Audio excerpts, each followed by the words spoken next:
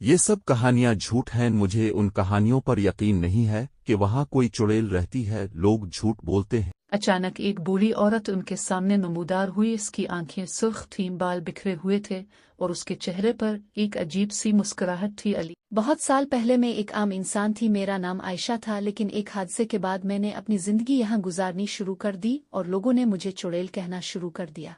मुझे एक बुजुर्ग ने बचाया और अपनी जादुई ताकतों के जरिए मेरी जान बचाई। इस दिन के बाद लोग मुझे चुड़ैल समझने लगे क्योंकि मैं जिंदा बच गई थी। लोगों ने सोचा कि मैं एक जादूगरनी चुड़ैल हूँ और जादू की मदद से जिंदा हूँ।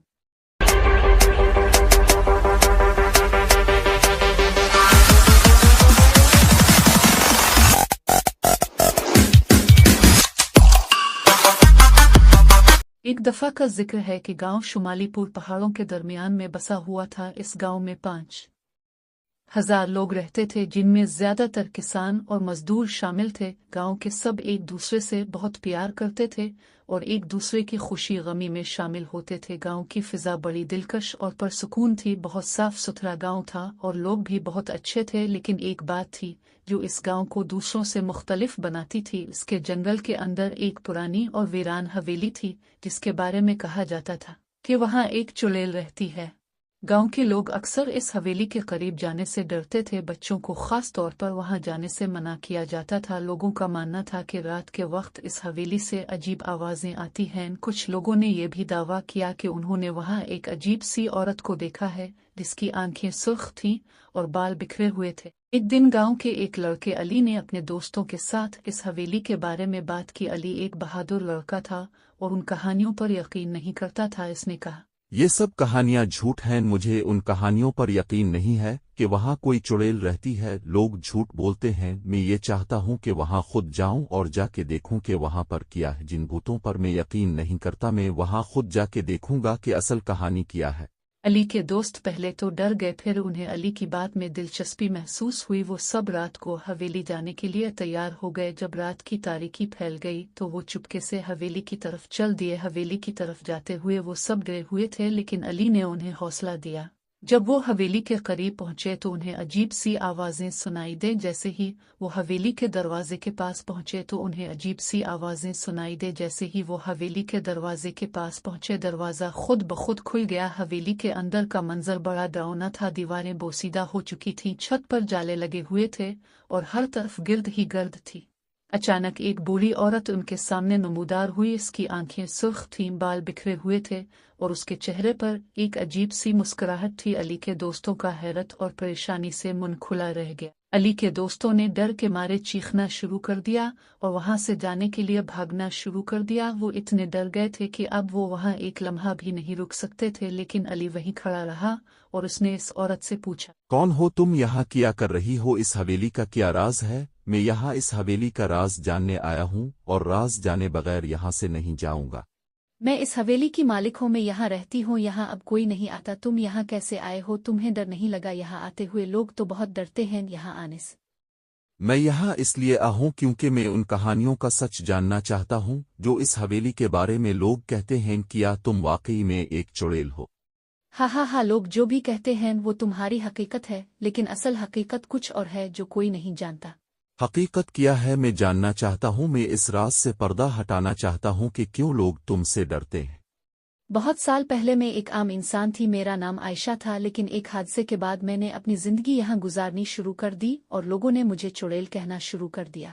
कौन सा हादसा? क्या हुआ आपके साथ? यहाँ अकेली क्यों रहती हैं? मुझे जानना है कि ऐसा क्या हुआ आपके साथ।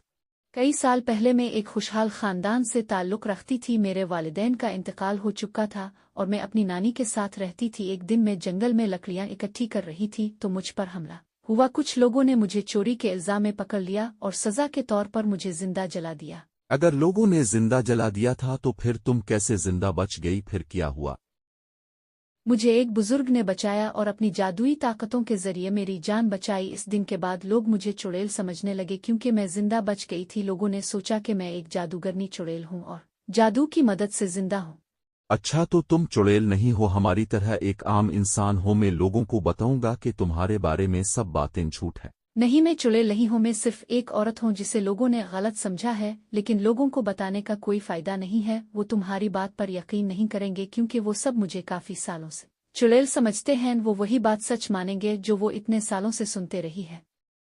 इसके बाद अली अपने गांव वापस गया और ने वहां जाके अपने दोस्तों और गांव के लोगों को आयशा के बारे में बताया कि वो एक चुड़ैल नहीं है, हमारी तरह की एक इंसान है, इससे डरने की जरूरत नहीं है। लेकिन किसी ने भी इसकी बात का यकीन नहीं किया। उन्होंने समझा कि ये झूठ बोल रहा है। वो सब लोग अब भी आयशा को चुड़ैल समझते और हवेली से खौफ खाकर इससे दूर रहते और अपने बच्चों को भी हवेली की तरफ जाने से रोकते।